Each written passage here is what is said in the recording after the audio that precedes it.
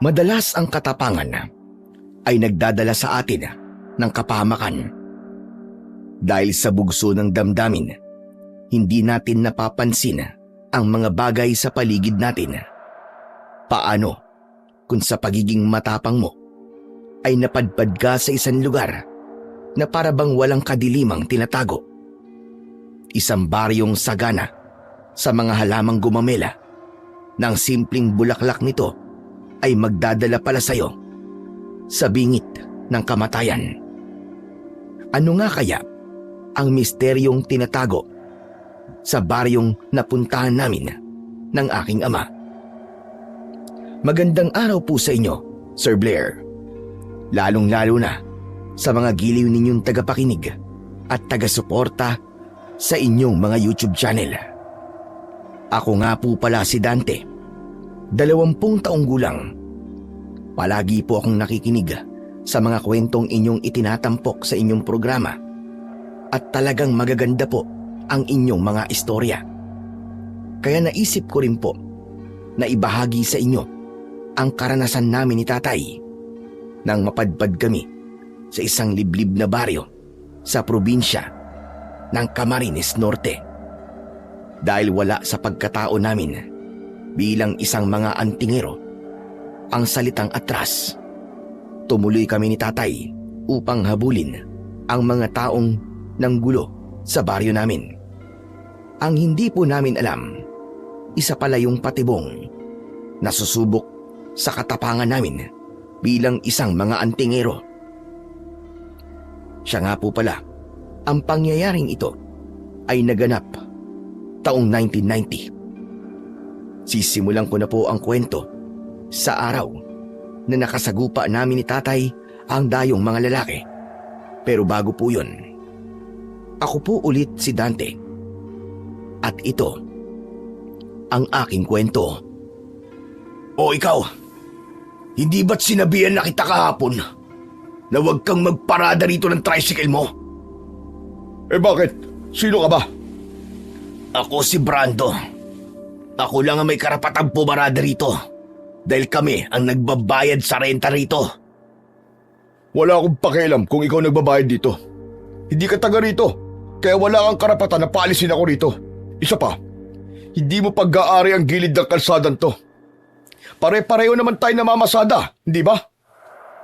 Pero ako ang nauna sa pwestong to. Kaya umalis ka sa pwesto mo. Dahil bayad ko na to. Ang pinag-uusapan natin dito, kung sino ang taga rito, siya ang dapat na priority sa pila. Isa pa, hindi mo to sakop. Iba ang ruta nyo. Teka nga, siguro kayo yung madalas na napapabalitang nananakit na mga kapwa ko tricycle driver, ano? Tama ba? Oo, kami ngayon. Kaya dapat matakot ka na. Sa Diyos lang ako natatakot. Pero sa kagaya mong bastos, hindi ako pagtataasan ng balahibo sa'yo. Totoo nga ang balitang matapang ka, Mang Alex. Mabuti naman at nabalitaan mo. Kaya makakaalis ka na. Doon ka pumunta sa lugar mo. Hindi rito. Eh gusto ko rito eh. May magagawa ka ba? Kaya mo ba akong paalisin dito? Hindi ako natatakot sa'yo. Kaya pala, nagsama ka pa ng 5 asungot para paalisin ako sa pwesto ko. Dahil hindi ka natatakot sa akin. Aba, tinatarantado mo yata ako ah. Asungot ba ka mo? Akala mo ba walang dahilan kung bakit ginugulo kita rito ha? Ano ba dahilan mo? Yung hayop mong anak na si Dante. Binutas lang naman niya ang gulong ng tricycle ko kahapon. Magpasalamat ka. Gulong mo lang ang binutas ng anak ko. Hindi ang tagiliran mo. Talagang nagmayabang ka pa sa ginawa ng anak mo ah. Kaya mabuti pa, habang nakapagtitimpi pa ako, iatras mo na ang tricycle mo. Hindi ko iaatras ang tricycle ko. Kung gusto mo, kayo umatras. Hindi naman kayo taga rito, hindi ba? Malinaw na kami ang dapat na mauna sa pila, hindi kayo. Ba't matapang ka nga? Sino ba pinagmamalaki mo ha? Yung anak mong kasing inutil mo? Huwag mong madamay-damay ang anak ko rito. Baka magsisi ka. Hindi mo pa nga nasusubukan makipagsuntukan sa kanya. Tinawag mo na agad siyang inutil. Baka kapag narito siya, ay manghiram ka ng mukha sa aso. Sige nga, tawagin mo nga ang pinagmamalaki mong anak. Baka pagsabahin ko pa kayo. Pero mas maganda sigurong unahin na lang kitang pabagsakin. Ikaw kung kaya mo akong pabagsakin. Yun naman ay kung tatama ka rin sa akin. Tay, teka. Ano pa nangyayari dito? Bakit hinaharangan kayo ng mga lalaking yan? Pasado 9:00 ng umaga, nang madatnan ko ang panggugulo ng mga dayong lalaki sa tatay ko na si Mang Alex. 5 lalaki laban sa isa. Ganyan katapang ang tatay ko. Nasa bahay ako noon nang tawagin ako ng kaibigan kong si Mario at ibinalita niya sa akin na meron daw na nanggugulo kay tatay sa pila ng paradahan ng tricycle. Tricycle driver po kami ni tatay. Pero bukod doon ay mga antingero din kami, ngunit hindi alam yon ng mga taga samin. Kaya naman madalas na may nangangas talaga na maka-encounter kami ng mga barumbadong mga tao. Hindi lang si tatay ang ginugulo nila, pati ang kapwa namin driver. Hinaharangan nila ang mga ito sa kalsada at pinabababa ng sasakyan ang mga pasahero nito para lumipat sa kanilang sasakyan. Dahil sa galit ko, binutas ko ang gulong ng kanilang sasakyan, kaya iyon ang naging dahilan kung bakit sumugod ang mga ito sa pwesto ni tatay. Anak, pinaalis nila ako sa pili. Hoy ungas, totoo ba ang sinabi ng tatay ko? Huwag mo akong matawag-tawag na ungas ha. May pangalan ako. Wala akong pakialam kung may pangalan ka, ungas. Wala kang karapatang magpaalis sa mga nakapilang sasakyan dito. Ang mga kagaya mo, dun dapat nakapwesto sa sementeryo. Doon kayo nababagay, maging panakot sa mga uwak. Tinatarantado mo ba ako, ha? Uy, nahalata mo pala. Ano, baka gusto mong ako na lang ang magpaalis sa'yo? O baka gusto mong umalis dito? Nabitbit ang ulo mo, ha? Mukhang matapang ka nga, kagaya ng tatay mo. Hindi ako matapang, ungas. May patakaran lang kaming pinapairal sa pilahang to. Kung sino ang taga rito, siya ang priority sa pila. Tsaka kung sino ang unang nakapwesto, siya ang dapat na mauna. Masyado yatang makapal ang pagmumukha mo para paalisin ang tatay ko rito. Anak, sila rin yung nagpalaya sa ibang mga tropa natin dito Ikaw din daw ang bumutas sa gulong ng sasakyan nila. Kung ganun pala tay, tama yung gulong na binutas ko. Sa kanila pala talaga yun. Pasensya ka na ungas ha. Paharang-harang kasi, kaya yun, binutas ko. Nagkamali ka ng taong binangga. Mayabang ka. Kayo nagkamali ng taong binangga. Hindi niyo ba talaga kami nakikilala, ha? Kilala ko kayo. Maingay ang pangalan yung mag-ama sa baryo namin. Kaya nga narito kami para subukan ang katapangan yung mag-ama. Tay, matapang pala to Dahil kahit kilala na po tayo, aba, sumugod talaga dito sa teritoryo natin. Alam ko naman na nangihiram lang kayo ng tapang sa medalyon yung suot. Kung malayan, mahina kayo. Mga antingero. Pwe! Kahit wala ang suot naming medalyon, kaya namin bitbitin ang pagkalalaki namin. Hindi kami umaatras sa laban. Kaya wag mo kaming hahamunin at mamaliitin. At wag mo ring hahamakin ang pagiging antingero namin ng tatay ko. Alaga naman matapang lang kayo dahil nasa teritoryo nyo kayo. Pero kung tutusin, kung kayo nasa teritoryo namin, manghihiram din kayo ng lakas sa ibang tao. Huwag mo kaming subukan, Brando. Dahil baka ikaw ang manghiram ng tapang sa aso. Buwisit. Tama na ang satsat. Simulan na natin ang suntukan. Di laban na. Sumugod ka na. Hindi ko inaasahan ang maagang pagpalag ng kalaban ko. Kaya hindi ko na rin pinatagal ang usapan naming yon. Agad kong iniangat ang kamay ko at sinuntok ko sa mukha si Brando. Nakipagsabayan na rin si tatay sa mga kasama ni Brando. Tumulong din sa amin ang mga kapwa namin driver. Nagkagulo sa pilahan ng tricycle at bawat panig walang gustong magpatalo. Pareho kami ng diskarte ni tatay pagdating sa pakikipaglaban. Bawat tamaan ng malakas naming sipa, tiyak na babagsak sa lupa. Sumiklab ang suntukan at pagpapalitan namin ng atake sa isa't isa. Tama nga sila. May kakaiba kayong lakas na magkama. Ang dami mo naman satsat. Para kang puwet ng manok. Putak ng putak. Saluin mo ang suntok ko. Ang bibig ko. Hayop ka. Magbabayad ka. Ano, laban pa? Yan lang ba ang kaya mo, ha? Gaganti ako sa'yo. Heto sa'yo! Oh, bakit mo naman sinusuntok ang kasama mo? Dinamaan tuloy sa bibig. Bilisan mo kasi nang hindi ako nakakaiwas. Hayop ka. Naiiwasan mo mga suntok ko, ha? Kaya tinatamaan ko ay ang mga kakampi ko. Sandali. Tignan mo muna mga kakampi mo. Kay tatay pa lang, hindi na sila umubra. Sa akin pa kaya? Ang yabang mo, ang dapat sa'yo, durugin ang pagmumuka. Eh di gawin mo, huwag mong sabihin. Isang pagkakamali, ang pagpapakita ninyo sa akin na katapangan. Humanda ka, hindi kita titigilan. Kinabahan ako dahil tila may mali sa sinabi nito. Pati ang pagngisi nito na para bang may iniisip itong plano. Dahil nawala ito sa focus, tinamaan ko siya ng malakas na sipa sa kanyang dibdib. Bumaliktad ito sa mabatong kalsada. Buisit! Lalaban pa ako! Ipapakita ko sa'yo na kayang-kaya kita! Sa pagtayo ni Brando, sinalubong ko ulit siya ng sipa kaya bumagsak ulit ito sa kalsada. Dahil sa kaguluhang yun, pinaligiran na kami ng mga tao. Ang iba naman ay pinagpustahan pa kami kung sino ang mananalo sa laban.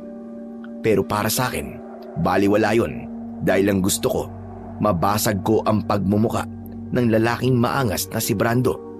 Hindi ko siya hinayaan na makatayo. Niluhuran ko siya sa dibdib at sunod-sunod na suntok ang tumama sa kanyang muka. Bumulwak ang dugo mula sa pumutok niyang labi. Pero hindi rin maitatanggi na may kakaiba rin lakas ang kalaban ko dahil nagawa niyang makaalis sa pagkakaluhod ko sa kanyang dibdib. Gumanti siya sa akin ng suntok sa tagiliran ko kaya bumagsak ako sa kanyang tabi at mabilis siyang tumayo. Siya naman ngayon ang nasa ibabaw ko at panay ang suntok sa aking muka. Agad kong naiharang ang mga braso ko sa bawat pag-atake niya. Dahil nakahiga ako, nakita ko si tatay kung paano niya pinabagsak ang mga tauhan ni Brando. Kaya naman, hindi ako pumayag na matalo ni Brando. Buong lakas kong binuhat siya at ibinalibag ko siya sa lupa. Dahil hindi nila kinaya ang lakas namin ni tatay, umatras sila ng ilang dipa mula sa amin. Maging ang mga kapwa naming driver ay umatras nang makitang may hinugot na patalim ang mga kalaban namin. Mga kasama, kami na ang bahala rito. Sige na, umatras na kayo. May mga armas sila. Kinabahan ako dahil naiwan ang sandata namin sa tricycle namin. Tumabi sa akin si tatay, saka bumulong habang nakaamba ang suntok sa mga kalaban. Anak, ako na muna ang bahala rito. Kunin mo ang sandata natin sa loob ng sasakyan natin. Hindi pwede sa akin ang kayabangan nila. Hindi porke may sandata sila matatakot na tayo sa kanila. Sige tay, mag-iingat po kayo ha. Hindi natin kabisado ang kanilang mga galaw. Ano? Natatakot na ba kayo magkama na lumaban sa amin? Hindi uso sa amin ang anak ko salitang takot. Kaya humanda kayo. Habang maaga pa, mag-isip-isip na kayo. Agad akong nagtungo sa aking tricycle. Maging sa sasakyan din ni tatay, kinuha ko ang sandata namin. Kadenang bakal ang sa akin at kay tatay naman ay tubong bakal. Kapag may hawak kami na sandata, mahirap na kaming awatin. Alam din ng mga kababaryo namin na hindi kami basta-basta umaatras. Barumbado kaming mag-ama, ngunit palagi kaming pumapanig sa kabutihan at ipinagtatanggol ang mga taong inaapi. Ay! Saluhin nyo! Sinambot ni tatay ang tubong bakal na inihagis ko. Sabay pinaikot niya to sa ere. Ako naman ay hila ko ang kadenang bakal. Hindi ito basta-basta kadena lang dahil ito mismo ay kadena ng tricycle ko. Matalas ito, sapat para makasugat ng katawan ng tao. Saka kami pumosisyon ni tatay paharap sa mga kalaban na ilang di pa lang ang layo sa amin. Nakahanda ang kanilang mga balisong sa tigkabilaan nilang kamay. Ano tay? Handa na po ba kayo? Basagin na po natin ang pagmumukha ng mga hayop na yan. Ano pang hinihintay nyo? Sumugod na kayo! Sa pagsisimula ng aming labanan ay mas lalong lumakas ang sigawan ng mga tao sa paligid namin. Natakot sila dahil pare-pareho kaming may mga sandata. Dahil naman sa suot naming medalyong 7 arkanghel, naging malakas ang loob namin ni tatay na harapin ang anumang laban na hahamon sa aming kakayahan. Ang medalyon ng 7 arkanghel ay pinaniniwalaang nagbibigay ng mahabang buhay. Meron itong pangkalahatang proteksyon laban sa patalim at bala. May depensa rin ito sa sakit na likha ng mga patalim. Kaya kahit masugatan kami, ay kusang mawawala ang sakit nito. Kapag mababaw ang sugat, ay maghihilom ito at mas lalo kaming bibigyan ng lakas nito upang lumaban. Kaya nang tumama sa aking braso ang patalim ni Brando, ay napangisi ako ng nakakaloko. Dahil inakala nito na talagang naisahan niya ako. Yan lang naman pala ang kaya mo eh. Ang makipaglaban gamit ang kadenang bakal. Hindi naman pala uubra sa akin ang medalyong pinagmamalaki nyo. Kita mo na, Dante. Nasugatan kita sa braso mo. Bakit hindi mo muna pagmasdan kung gaano kabagsik ang medalyong minamaliit mo at kung gaano rin kabilis na maghihilom ang sugat na pinagmamalaki mong ginawa mo? Ano? Teka, bakit ganun? O ano, bilib ka na ba? Ako naman, hetong sayo! 5 hampas ng kadenang bakal ang agad na tumama sa katawan ni Brando. Nag-iwan yon ng malalalim na sugat, latay at pasa. Kaya siya naman ang bumagsak sa lupa, kasama ng mga tauhan niya. Hindi pa ako nasiyahan. Niluhuran ko siya sa tiyan at pinulupot ko ang kadenang bakal sa aking kamao at yun ang ginamit kong pansuntok sa kanyang muka. Pumutok ang kanyang kilay at naligo na ang kanyang muka sa sarili niyang dugo. Dahil doon ay nabitiwan ni Brando ang hawak niyang patalim. Napasigaw naman ang mga taong nakakita sa karumal-dumal na sinapit ng lalaking mayabang. Hindi ko siya tinigilan ng kakasuntok sa muka. Talagang galit na galit ako ng mga oras na yon. Dahil para sa akin, saktan na nila ako, pero wag ang ama ko. Hindi mo kami maaaring maliitin, hayop ka. Dahil ang kadena kong to, ang dudurog sa pagmumukha mo, hayop ka! Binasag mo mukha ko. Akala mo ba, mapapasuko mo ko? Iuuntog naman kita sa mabatong kalsadang to. Naramdaman ko ang kamay niya na dumakot sa buhok ko at hindi ako nakabalanse. Bumagsak akong pasubsob sa batuhan. Tumayo si Brando at gumanti siya sa akin ng sipa. Tinamaan ako sa tagiliran. Gumuhit ang sakit nun, kaya hindi agad ako nakakilos. Ano? Sige, lumabang ka! Lumabang ka! Hindi mo ako malalamangan na hayop ka. Heto, saluhin mo! Kahit nakahiga ako, ay nagawa kong tamaan ng sipa ang kanyang paa. Kaya napahawak siya sa kanyang binti. Ang binti ko! Parang nabalian ako ng buto sa binti ko! Bakit hindi ka napapagod na hayop ka, ha? Dahil iba ako sa lahat. Heto pa, saluhin mo ang suntok ko! Mabilis akong nakabangon.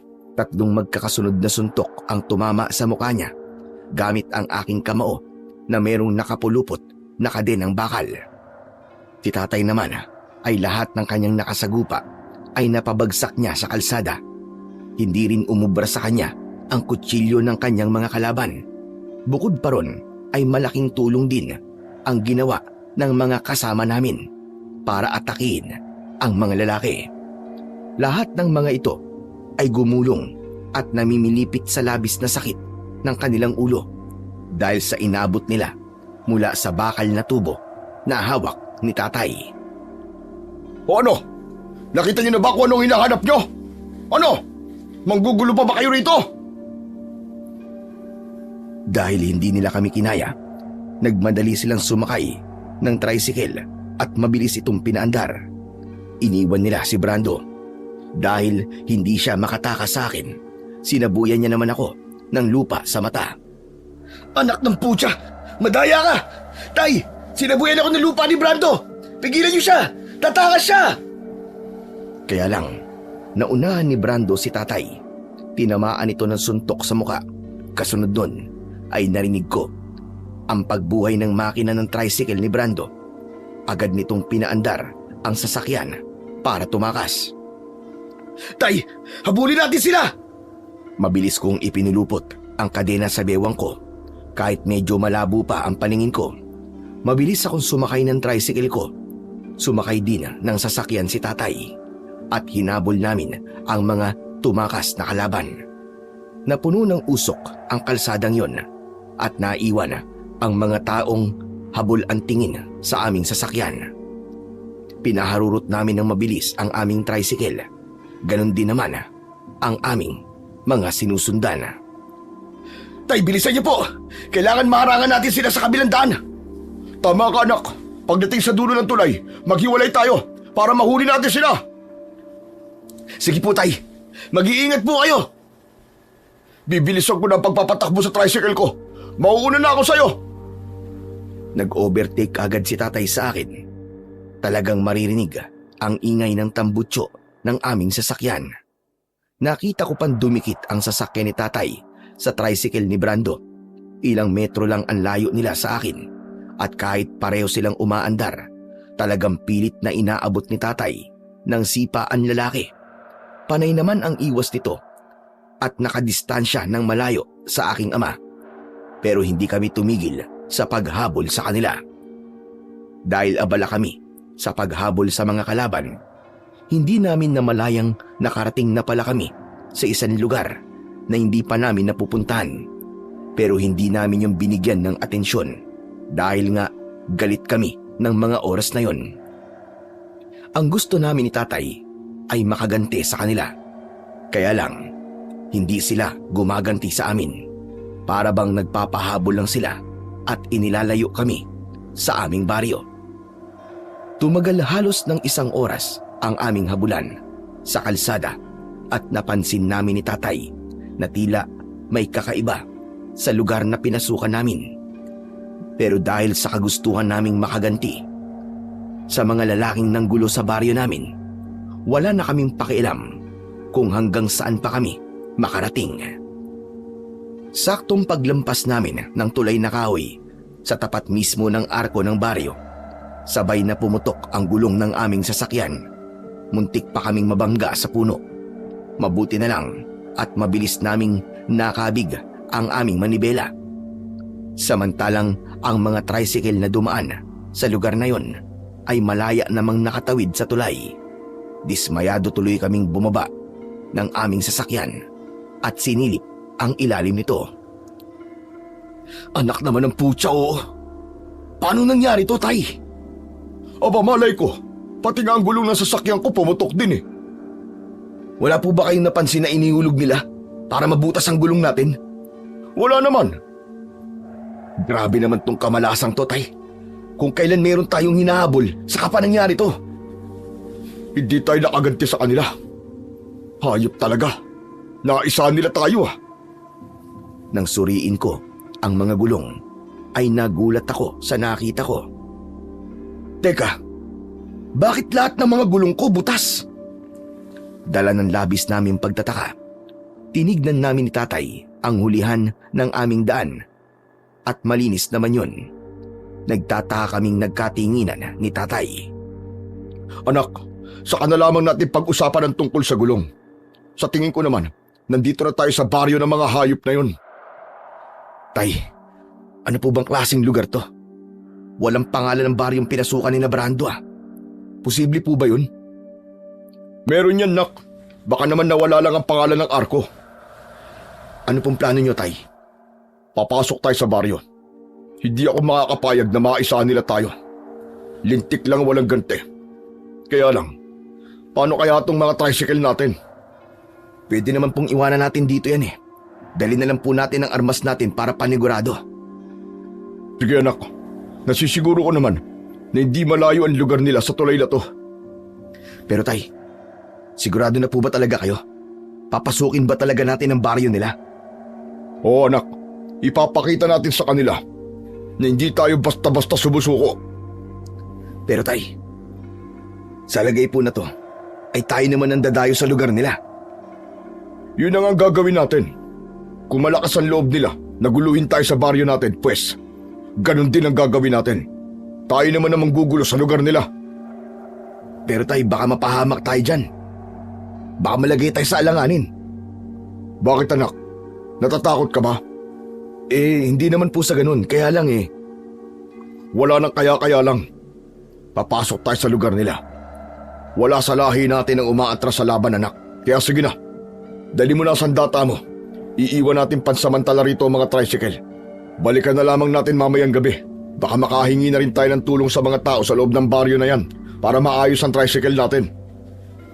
Wala kaming kaalam-alam ni Tatay na yun na pala ang simula ng pagbabago sa takbo ng buhay namin. Lalo na nang simulan na naming pasukin ang baryong yun. Tumambad sa paningin namin ang maliit na komunidad na merong kakaibang bahay na gawa sa kugon at kawayan. Pareho ang estilo ng mga ito. Tatsulok ang hugis ng bubong, ngunit agaw pansin ang mga nakatanim na halamang gumamela sa bawat paligid ng mga kubo. Tila tumigil ang oras ng mga tao nang mapansin kami. Tumigil din kasi sila sa kanilang ginagawa. Tay, ano kayang klaseng lugar to? Nakarating na po ba kayo rito? Hindi pa anak. Ngayon lang din ako nakarating dito. At ngayon ko lang din nalaman na merong ganitong lugar sa probinsya natin. Kakaibang tingin ng mga tao sa atin, Tay. Parang lalamunin tayo ng buhay. Dahil napansin nila ang sandata natin. Agaw pansin tayo sa kanila dahil sa itsura natin. Tsaka Tay, pansin nyo ba? Lahat po ng bahay may nakatanim na halamang gumamela. Walang ibang halaman ang nakapalok sa mga ito. Tama ka. Iba ang kutob ko sa lugar na ito.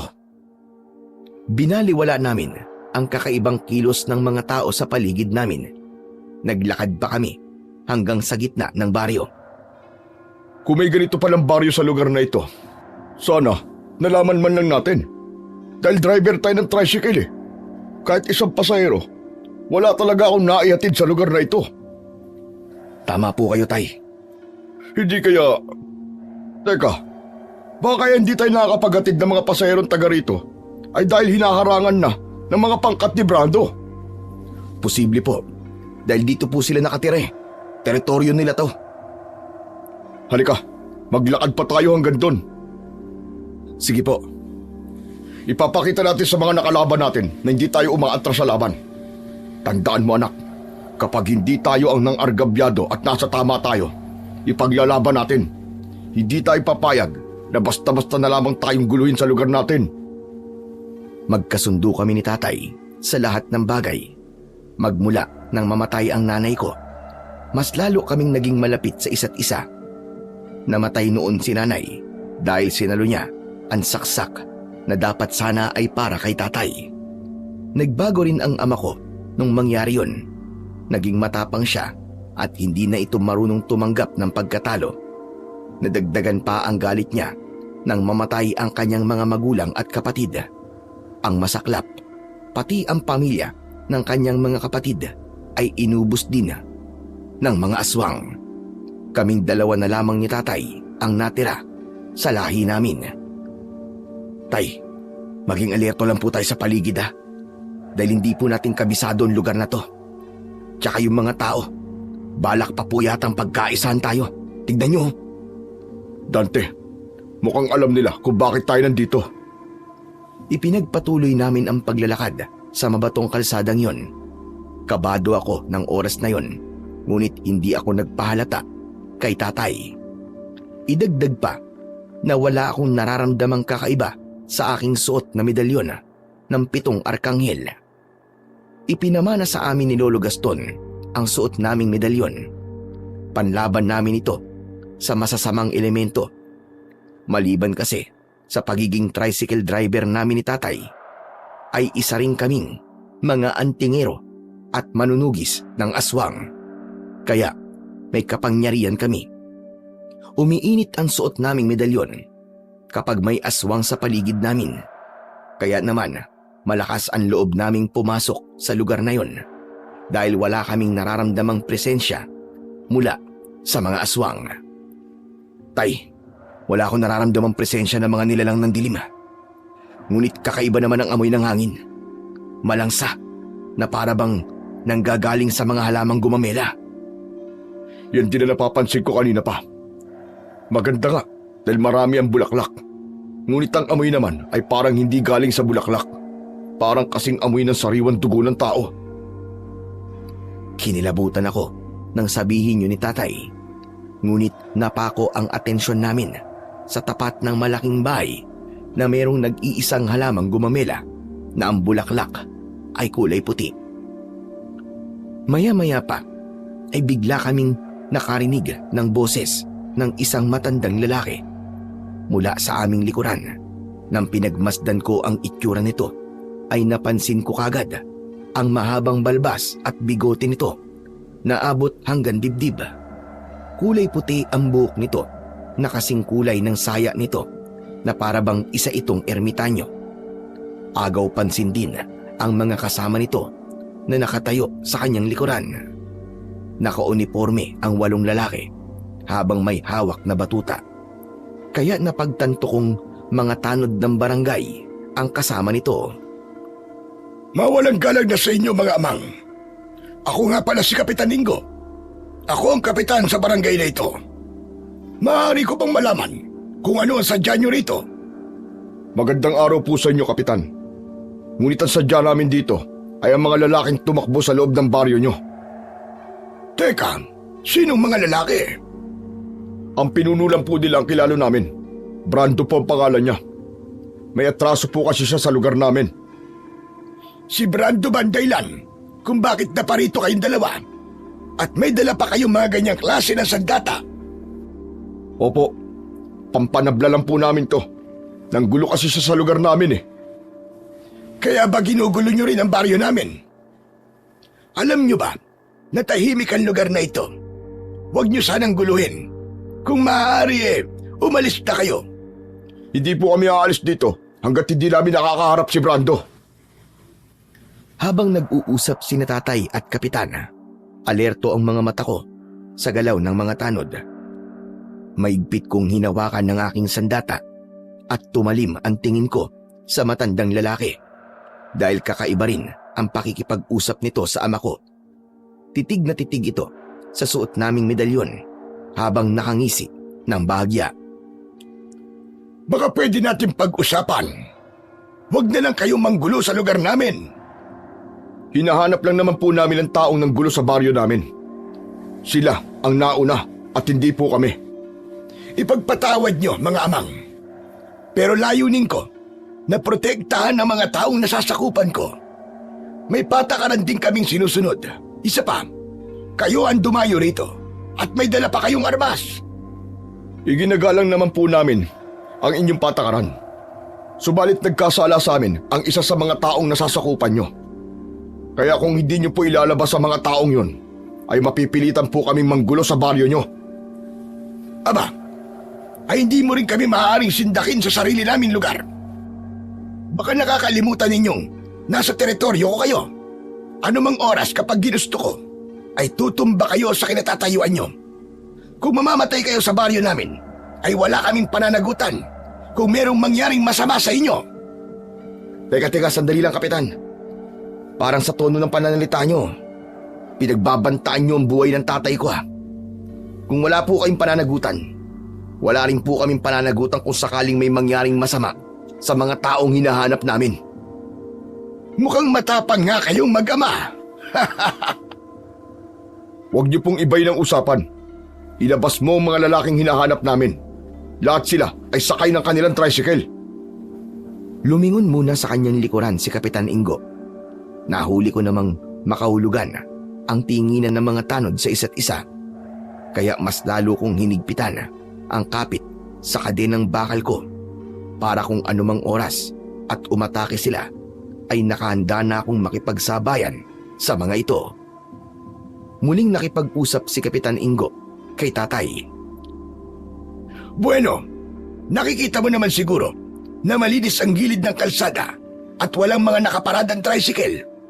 Kaya hanggat maaari, sige na, makakaalis na kayo. Hindi namin papayagan na kayo ay manggulo rito. Nakikipag-usap kami ng maayos at may pagkakataon pa kayong makaalis sa lugar namin. Teka, sandali lang Kapitan Ingo. Hindi naman kami makakapayag na basta nyo na lamang kaming ipagtatabo yan nang hindi nakakausap at nakikita ang mga lalaking ng gulo sa lugar namin. Malaki ang atraso ng mga yun sa amin. Mukhang hindi tayo nagkakaintindihan dito. Wala ang mga taong hinahanap nyo rito. Hindi ako naniniwala, Kapitan. Kita namin na dito sila pumasok.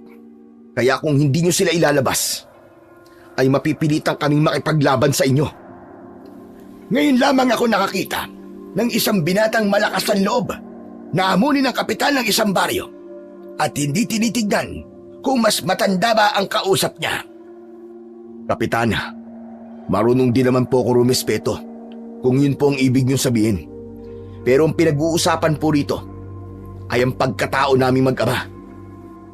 Ngayon, at nakikipagmatigasan kayo, lumalabas na pinoprotektahan nyo ang mga taong yun. Hinahamon ko kayo ng isang duelo, Kapitan Ingo. Teka, tama ba ang narinig ko? Duelo? Makikipagduelo ka kamo sa akin? Oh, ganun na nga. Abat, bilib din naman ako sa tapang mo. May pinagmanahan naman pala tong anak mo eh. Pero ang katapangan ninyo, wala sa lugar. Nasa lugar kami. Dahil kung saan kami nakatayo, naroon ang lugar namin ng anak ko. Tama si tatay. Hindi kami makakapayag na kayang-kayanan lamang ng mga tauhan nyo ang mga tao sa baryo namin. Baka hindi nyo alam na yung mga taong pinagtatanggol nyo ay madalas na nanggugulo sa baryo namin. Hala sige, total kayo naman ang nagsimula nito. Bilang kapitan, wala akong pananagutan kung sakaling merong mangyaring masama sa inyo sa baryo ko. Dahil sa inyo ito nag-umpisa. Sige, tinatanggap ko na wala kang pananagutan sa amin. Bilang kabayaran naman, kapag kaming nanalo sa duelo, ihaharap nyo sa amin ang 5 lalaking nakalaban namin kanina. Sige, iharap ko sila sa inyo. Pero kapag natalo namin kayo, lalabas kayo sa baryo namin. Humakbang patras si Kapitan Ingo at pumunta sa unahan nito ang kanyang mga tanod. Nakangisi silang lahat na para bang minamaliit nila ang kakayahan namin ni tatay. Agad na umatake sa amin ang mga tanod nito gamit ang kanilang batuta. Pero mabilis din naming nailagan ang mga armas. Nang makahanap ako ng pagkakataon, ako naman ang umatake sa kanila. Sige, saluhin nyo naman ang kadena ko! Bawat tamaan ng sandata ko ay talaga namang namimilipit sa labis na sakit. Ang iba ay natakot at hindi na umatake dahil sa malalim nilang sugat sa kanilang katawan. Si tatay naman ay abala sa pakikipaglaban sa ibang mga tanod. Bawat pagpalo niya ng tubong bakal, kasunod nun ang sipa nito na tumatama naman sa muka ng kalaban. Sabay-sabay silang bumagsak sa mabatong kalsada. Ang matandang lalaki naman na si Kapitan Ingo ay napaatras nang makitang nanalo kami sa laban. Hindi ko inaasang mapapabagsak niyo mga tanod ko. Talagang mahusay kayo mag-ama. Kaya pala malakas ang loob niyong pumasok sa baryo namin Tama na ang paligoy-ligoy. Ngayong napabagsak na namin ang mga tanod mo. Ikaw naman ang lumaban sa akin. Hindi ako lalaban. Tanggap ko na ang pagkatalo ko. Tutuparin ko ang kahilingan ninyo. Ngunit, bigyan niyo pa ako ng palugit. Kahit 2 araw lang. Ano ka mo? 2 araw? Bakit? Para hanapin ang mga taong hinahanap ninyo. Bilang kapitan, sagot ko ang bahay at pagkain nyo rito. Habang nananatili kayo sa baryo ko. Dapat lang, dahil natalo namin kayo sa duelo. Tuparin niyo ang inyong pangako, Kapitan. May isa akong salita. Bilang kapitan ng baryong ito, kailangang igalang ako ng mga tao. Kaya ang bawat sasabihin ko ay batas. Kaya pag sinabi ko na iharap ko ang mga lalaking nanggulo sa inyo, ay gagawin ko talaga. Kung sa loob naman ng 2 araw at hindi nyo sila naiharap sa akin, hindi kami aalis dito at kami mismo maghanap sa kanila. Wala kaming pananagutan kung masaktan namin sila. Sige, pumapayag ako. Dahil nasimulan na namin ni Tatay ang pagpasok sa baryo ni Brando at ng mga kasama nito, kailangan namin panindigan ang naumpisa naming laban. Subalit alam ko na merong nararamdamang kakaiba si Tatay sa lugar kung saan kami naroroon. Kagaya nga ng inaasahan, ay tumupad sa napagkasunduan namin si Kapitan Ingo. Dinala niya kami sa isang maliit na kubo na gawa sa kugon at kawayan. Maging ang bahay na yon ay pinaliligiran din ng tanim na gumamela. Bukod pa roon, napansin ko na para bang marami ang langaw sa lupa. Dahil doon ay napatingin ako sa muka ni Kapitan Ingo. Kung napapansin nyo na marami ang langaw sa baryo namin, yun ay dahil sa mga pataba na inilalagay namin sa ugat ng mga halaman. Bakit po kailangan panlagyan ng pataba? Malaki naman po ang mga halaman at sagana pa sa mga bulaklak. Para sa amin kasi, pantaboy yan ng masamang elemento at enerhiyang papasok sa baryo namin para mabigyan ng proteksyon ng lahat ng mga taga rito. Kaya hanggat maaari ay sinisikap ko rin na hindi kami magugulo ng mga taong labas. Pero dapat ay alam niyo po na kung gaano niyo po pinangangalagaan ng lugar niyo, ay ganun din po kami. Kaya nga tao na kaming nakikipag-usap sa inyo. Huwag na sanang humantong pa sa gulo ang pagparito nyo. Isa pa, may hihilingin lang ako.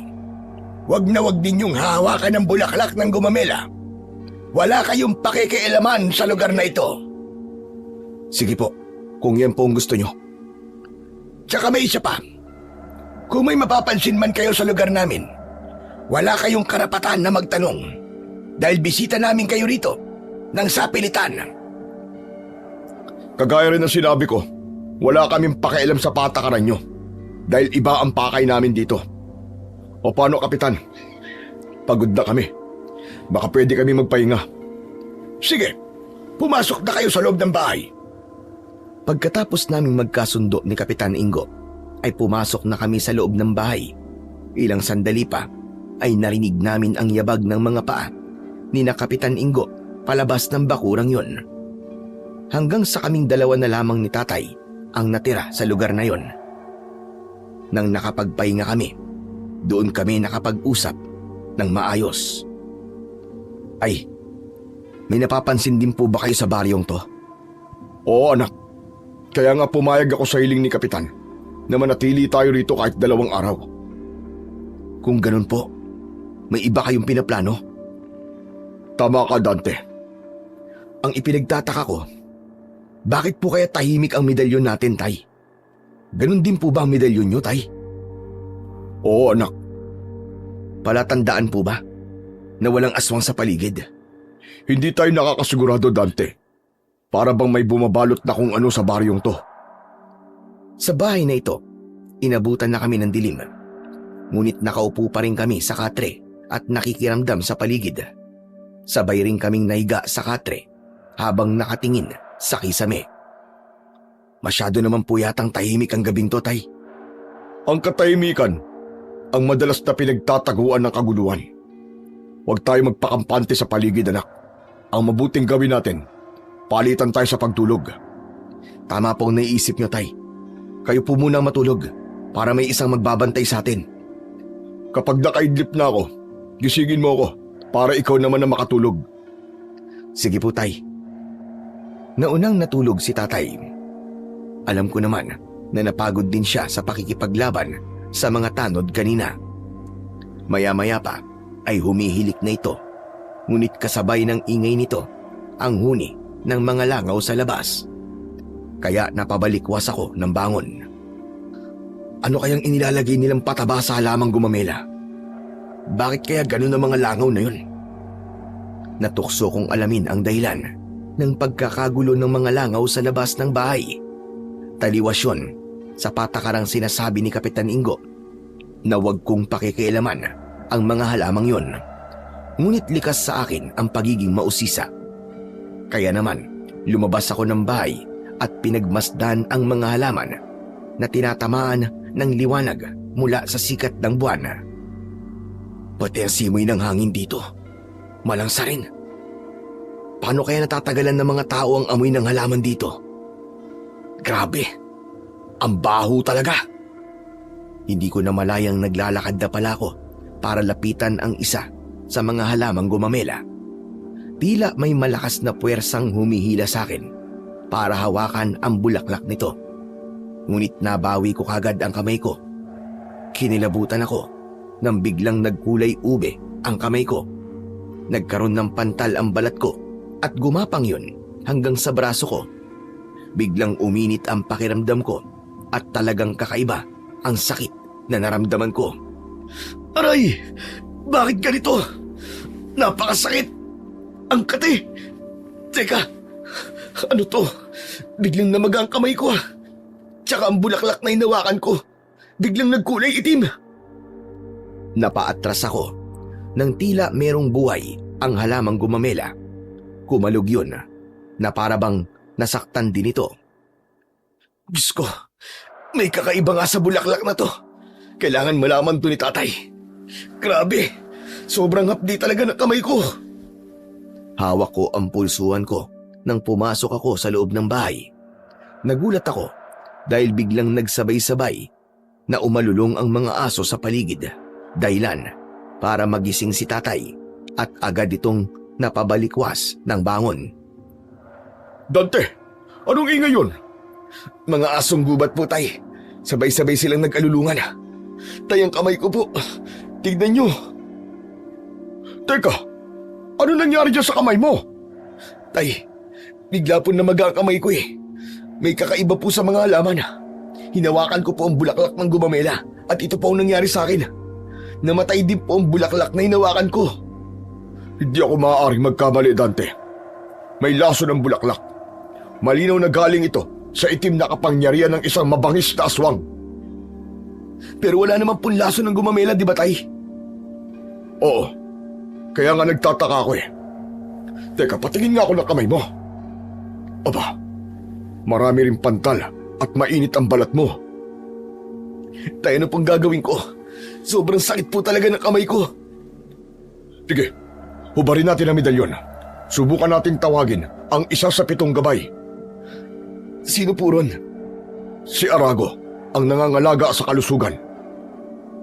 Merong 7 gabay ang medalyon ng 7 arkanghel. Sina Amali, Arko, Arago, Askarawage, Apalko, Amalik at Apalkar. Sa kanilang 7, si Arago ang madalas naming tinatawag ni Tatay. Sinimulan namin ang pagtawag sa kanya sa pamamagitan ng isang ritual at orasyon. Magkahawak kamay kami habang nakapikit. Ngunit agad kaming napamulat ng mata at bumakas ang pagtataka sa anyo namin. Masama ito. Hindi natin matawag ang isa sa gabay. Tama ang kutob ko, Tay. Nawalan ng bisa ang medalyon natin sa lugar na to. Ito ang dahilan kung bakit wala tayong nararamdamang pag-iinit sa medalyon natin, anak. Hindi po kaya kakaibang nilalang ang lahat ng mga tao rito? Posible yun. Anong gagawin ko, Tay? Paano ng kamay ko? Saglit na nag-isip si tatay. Saka muli naming isinuot ang hinubad naming medalyon. Sa unang pagkakataon ay nakaramdam ako ng takot. Sandata na lang tayo kakapit anak. Wala tayong kapangyarihan sa lugar na to. Nahulog po tayo sa patibong ni Brando, tay. Malinaw na sinadya po nila tayong dalhin dito. Ang mabuti pa, talian mo muna ng panyo ko ang kamay mo. O heto, gamitin mo muna. Binalutan ko na lang ng panyo ang kamay ko upang maitago ang pangingitim ng braso ko. Tiyak na mahihirapan akong humawak ng kadena dahil sa kalagayan ng kamay ko. Aalamin ko kung anong meron sa bulaklak ng gumamela para makahanap ako ng lunas sa kamay mo. Huwag muna, tay. Baka makalata sila eh. Dahil sa nangyari sa akin, ay hindi na kami dinalaw ng antok ng gabing yon. Buong magdamag kaming gising at pinakiramdaman ang paligid. Pagsapit ng 4:00 ng madaling araw, ay narinig naming nagkakagulo na ang mga tao sa labas. May nagwawalis ng bakuran, may nag-iigib ng tubig, at may nagdidilig ng halaman na gumamela. Pinag-aralan namin ni tatay kung paano mamuhay ang mga tao sa lugar na yon habang nagtatago kami sa nakasaradong bintana. Ay, tignan niyo po matabang babaeng yun, oh. Yung may dala po ng timba. Bakit anak? Anong meron sa kanya? Tay, yung pandilig po niya hindi tubig. Aba, oo nga no. Kulay pulang likido na para bang buo-buo pa. Tay, sariwang dugo po yun.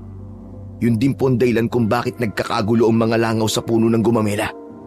Hindi lang po natin sigurado kung saan nanggaling ang dugo, kung pag-aari po ba ng tao o hayop. Diyos ko, ano bang lugar tong napasok natin? Tsaka napansin niyo rin po ba, lahat ng mga tao napapasulyap sa bahay natin. Walang hiya anak. Mukhang napasubo nga tayo rito. Habang kami ay nanonood sa ginagawa ng mga tao, ay napansin ko ang isang batang lalaki na mayroong tulak na kariton. Sumisigaw ito ng tubig habang ang kariton ay puno ng galon. Tumigil ito sa tapat ng bakuran namin at pumasok sa loob. Pagtapat nito sa pinto ay tumawag ito. "Tao po! Tao po! Gising na po ba ang mga bisita ni Kapitan Ingo?" Tay, parang tayong tinatawag ng batang yun ah. Ano kaya ang sadya niya sa atin? Baka po bibigyan niya tayo ng tubig. Mukhang tama ka. Parang binuhat niya na ang 2 galon papasok sa bakuran. Sige na, ikaw na lang ang magbukas ng pinto. Sige po, tay. Agad kong nilapitan ang pinto at binuksan yun. Tumambad sa paningin ko ang may 10 taong gulang na batang lalaki. May 2 siyang bit-bit na galon at walang imik na pumasok sa loob ng kubo namin. Inilapag nito ang galon sa sahig sa loob ng kusina. Nagkatinginan kami ni tatay at nagtataka sa kilos ng bata.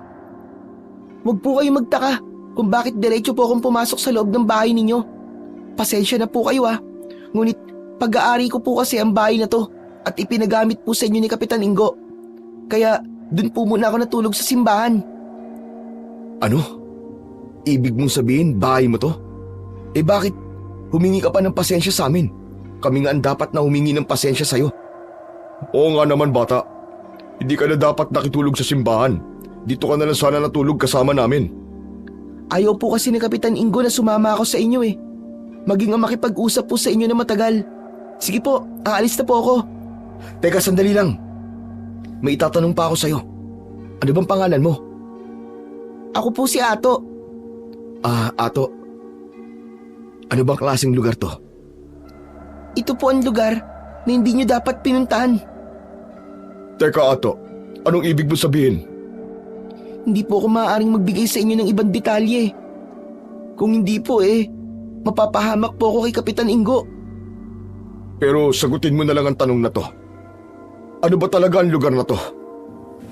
Lumingalinga muna sa paligid si Ato. Saka nagkunwaring abala sa ginagawa upang hindi maghinala ang mga tao na nag-uusap kami. Nagkunwari siyang abala sa pag-aayos ng galon. Halata sa batang lalaki ang pagkabalisa at takot sa paligid. Ito po ang lugar ng mga aswang. Kaya hinaan niyo lamang po ang boses niyo dahil nasa paligid lamang po sila. Tay, tama nga ang hinala natin. Aswang nga ang mga nakatira dito. Mawalang galang na po sa inyo. Bakit po ba kayo nandito? Dahil may hinabol kami mga tao at dito sila pumasok. Siguro po sinabarando po at ang mga kasama niyang hinabol niyo. Tama po ba? Oo bata, sila nga.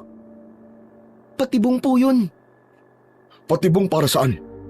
Patibong po para sa mga lalaking matatapang. Yung para pong barumbado.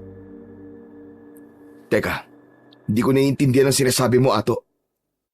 Modus po nila na magpahabol sa mga lalaking matatapang at barumbado.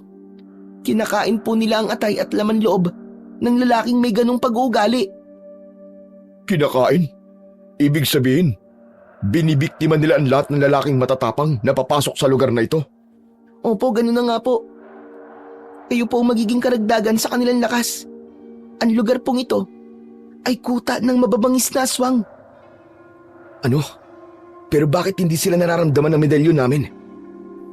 Dahil po sa mga proteksyon sa paligid. Hindi nyo mararamdaman ang kanilang presensya. Ang tinutukoy mo ba ay ang mga bulaklak ng gumamela?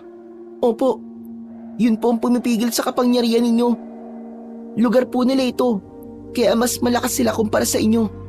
Marami na po ang mga kagaya nyo ang nawala dito at pinatay. Kaya walang nakakarating na balita sa ibang baryo dahil ang katawan ng mga biktima. Yun po ang ibinabaon nila sa ugat ng mga gumamela.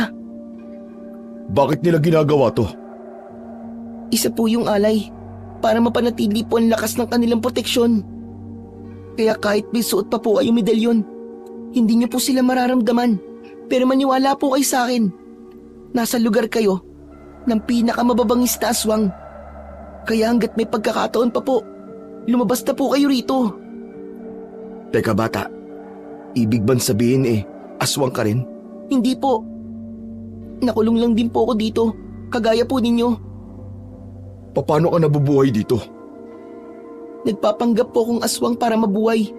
Kumakain po ako ng hilaw na karne. Pero kailangan ko pong ipakita yun kay Kapitan Ingo. Kaya nakikiusap po ako sa inyo. Umalis na po kayo rito bago pa mahuli ang lahat. Dahil hindi niyo po gugustuhin makakita ng totoong mabangis na aswang. Sige na po. Aalis na po ako. Teka, sandali lang, Ato. Hindi na kami pinansin pa ni Ato. Nagmamadali na ito sa paglabas ng bahay. Agad nitong itinulak ang kariton at muling sumigaw ng tubig na parabang walang nangyari. Nang mga oras na yon, ay napansin ko na rin na merong mga taong nakatingin sa aming kinaroroonan. Nagmamasid na parabang naghahanap ng pagkakataon para umatake. Hindi ko tuloy makalimutan ang tungkol kay Ato. Lumipas ang ilang oras. Hindi kami mapakali ni Tatay dahil natitiyak na namin na ang kasagutan sa mga tanong namin ay nasagot na ni Ato. Ngayong natuklasan namin ang lihim ng lugar na yon, kasama na rin yon sa magiging responsibilidad namin bilang mga antingero na manunugis ng mga aswang. Hindi ito nabanggit sa akin ni Tatay Gaston. Sa akin din po, Tay. Walang nasabi si Lolo Gaston tungkol dito. Hindi po ako makapaniwalang meron pa palang halaman na kayang tumalo sa suot nating medalyon. Hindi maganda ang kutob ko rito, anak. Mukhang nagkamali tayo ng lugar na pinasok. Hindi po to pagkakamali, Tay. May dahilan po kung bakit tayo nandito. Isa lang po ang ibig sabihin nito. Kailangan po nating putulin ang kabangisan ng mga aswang dito. Wala tayong dala na kahit na anong pangontra laban sa kanila, anak. Maliban dito sa medalyon na suot natin. Kaya kailangan nating malaman kung ano ang kahinaan ng mga aswang at kung paano natin sila mapapatay. Tama po kayo, Tay. Kailangan po natin makausap ulit ang batang yon. Gagawa po ako ng paraan para makausap ulit si Ato. Siya lang po makakatulong sa atin.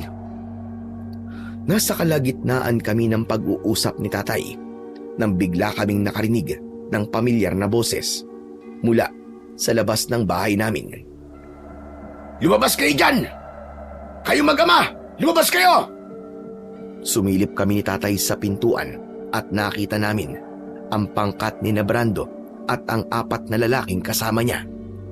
Dala ng galit ko, mabilis ako lumabas ng bahay at inatake ko kagad siya ng suntok na tumama sa kanyang muka. Hindi siya natinag. Pinunasan lang niya ang kanyang labing dumugo, saka ngumisi sa akin ng nakakaloko. Masyado mo naman akong namiss. Ituloy na natin ang laban. Hayop ka, Brando. Nang mga sandaling yon, ay alam ko nang hindi ordinaryong tao ang kaharap namin. Batay sa kwento ni Ato, siya lang ang tao sa lugar na ito. Dante! Saluhin mo! Inihagis sa akin ni tatay ang kadena at lumabas ito ng kubo. Hawak din ang kanyang tubo na bakal. Nang makita ni Brando na handa kami para lumaban sa kanila, bahagya itong umatras ng ilang dipa mula sa amin. Ngunit nakangisi pa rin ito habang nagpapalipat-lipat ang tingin sa aming dalawa ni tatay. Teka, sandali lang naman, Dante. Huwag kang masyado magbadali sa pakikipaglaban sa akin. Hindi ko pinansin ang sinabi ni Brando. Sa halip ay ibinalot ko ang kadena sa kamao ko. Saka ako humandang umatake sa kanila. Dante, hindi mo muna ako pwedeng gamitan ng kadenang bakal. Baka nakakalimutan mong nasa teritoryo kita. Kayo ng tatay mo. Wala akong pakialam. Ang lakas ng loob mong pumunta rito sa bahay na to para ipakita ang pagmumukha mo sa akin. Hindi ako makakapayag na magtapos lang ang laban natin sa pagtakas mo. Hindi naman ako tumakas eh. Narito na nga ako, di ba? Talaga palang sinundan niyo pa ako dito. Oo, susundan kita kahit hanggang sa impyerno, hayop ka. Hindi ba't matapang kayo? Barumbado ko, no? Sige, simulan na natin ang laban nang makita mo ang impyernong sinasabi mo. Pero bago yun, magpapakilala muna kami sa inyo.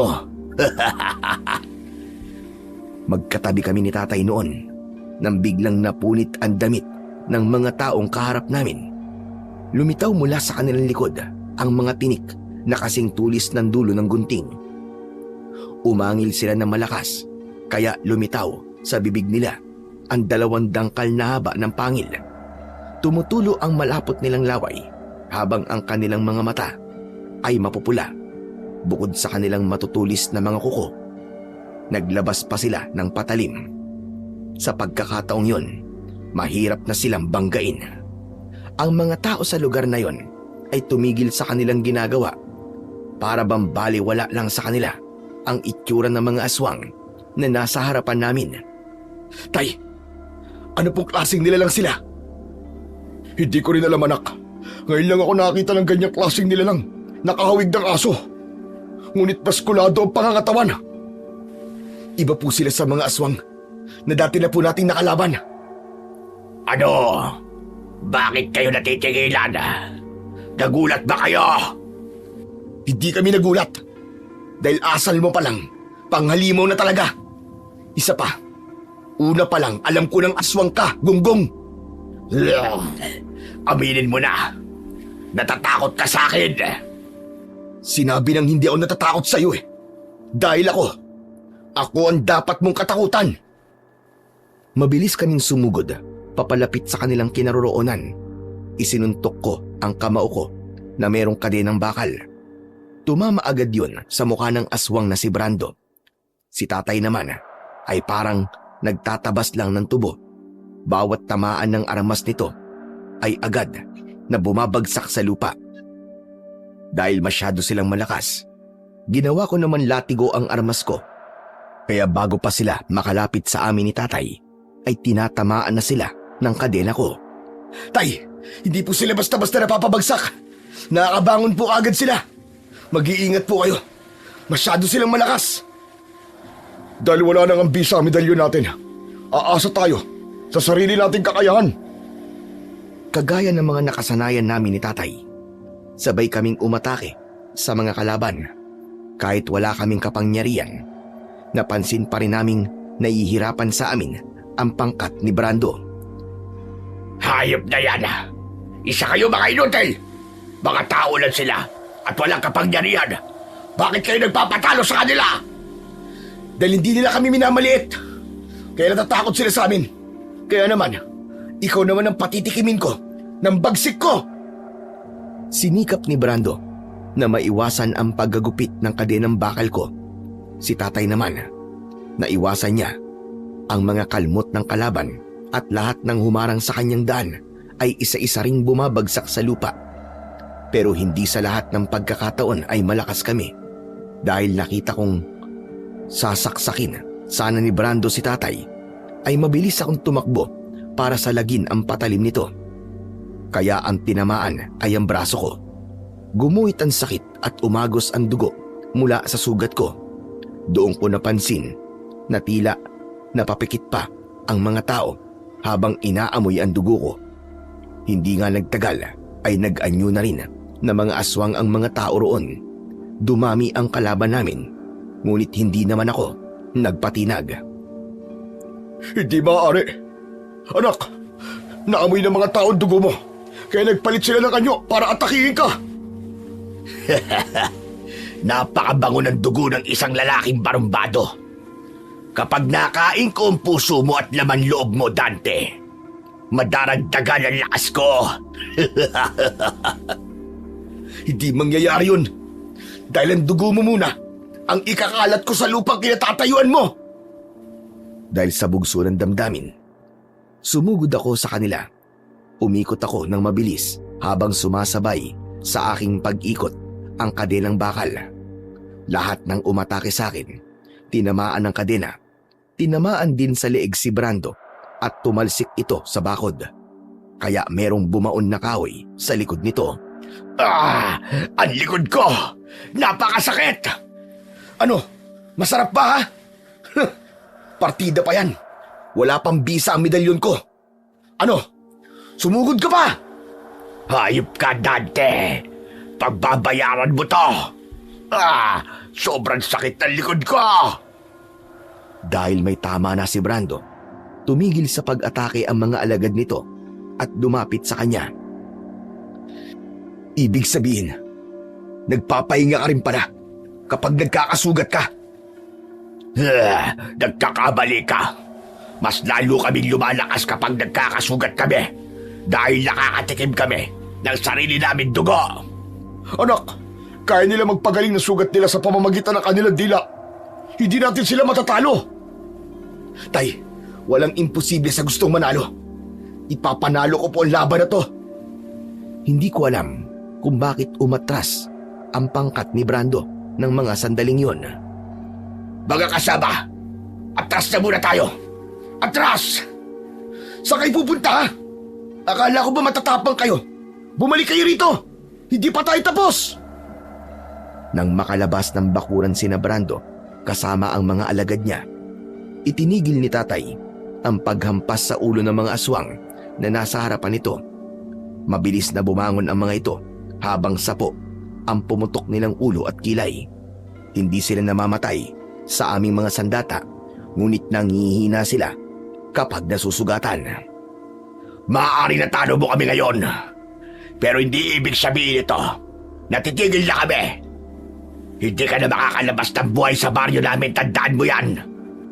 Ang magiging paghaba ng buhay nyo rito ay depende sa kung paano nyo maipagtatanggol ang sarili ninyo. Ang ibang aswang ay nagunahan sa pagtakbo papalayo sa lugar na yon. Bago naman tuluyang umalis si Brando, lumingon muna ito at nag-iwan ng isang pagbabanta. Ito tatandaan mo, Dante. Maaaring nanalo kayo ngayon at nabuhay kayo ng isang araw pa. Pero sa susunod nating pagkikita, hindi ko nahahayaang manalo pa kayo at mabuhay pa na matagal. Hindi ako titigil hanggat hindi ko nakukuha ang inyong lakas at katapangan. Ang ingay mo. Hihintayin kita, hayop ka. Darating ako. Huwag kang mag-alala. Hanggat kaya ninyong ipagtanggol ang sarili nyo, mabubuhay kayo. Pero kapag natalo na namin kayo, yun na rin ang magiging katapusan ninyong mag-ama. Tara mga kasama, umalis na tayo rito. Nang mawala sila sa paningin ko, saka ko lamang naramdaman ang malaking sugat ko sa braso. Anak, may tama ka. Nangyari to sa pagsalag ko sa talim ng kutsilyong tatama po sana sa inyo, Tay. Ginamitan nila tayo ng sandata kahit malakas na sila. Nangangahulugang banta pa rin tayo sa buhay nila, anak. Tay, tara na po sa loob. Sobrang hapdi na po ng sugat ko. Inalalayan ako ni Tatay na pumasok sa loob ng bahay. Naupo ako noon sa bangko at piniga ang braso ko upang lumabas ang dugo nitong nabuo sa loob ng sugat ko. Isa yon sa paraan para matanggal ang lason mula sa patalim ng kalaban. May sugat ka na. Kaya mo pa ba? Opo, Tay. Masakit lang talaga ang braso ko pati ang kamay ko. Diyos ko, kailangan talaga magamot ang mga sugat mo, anak. Huwag niyo na po akong alalahanin. Mawawala rin po to. Hindi ko lang po inaasahang kaya nilang magpalit ng anyo kahit may presensya pa ng araw. Ganun sila kabagsik, anak. Tama si Ato. Malakas silang kalaban. Aray! Sobrang sakit, Tay. Ibang sakit na nararamdaman ko. Teka, kailangan malinisan ang sugat mo, anak. Pero saan kaya tayo hahanap ng gamot? Linisan niyo na lamang po ito ng malinis sa tubig, Tay. O heto, meron tubig dito sa galon na dala ni Ato. Mabilis na kumilos si Tatay para maglagay ng tubig sa tela at idampi yun sa sugat ko. Hindi tumigil ang pagdurugo noon, kaya natakot na si Tatay. Hindi ko na alam kung paano patitigilin ang pag-agos ng dugo mula sa sugat mo, anak. Iba talaga kapag puno ng lason ang talim ng kutsilyo.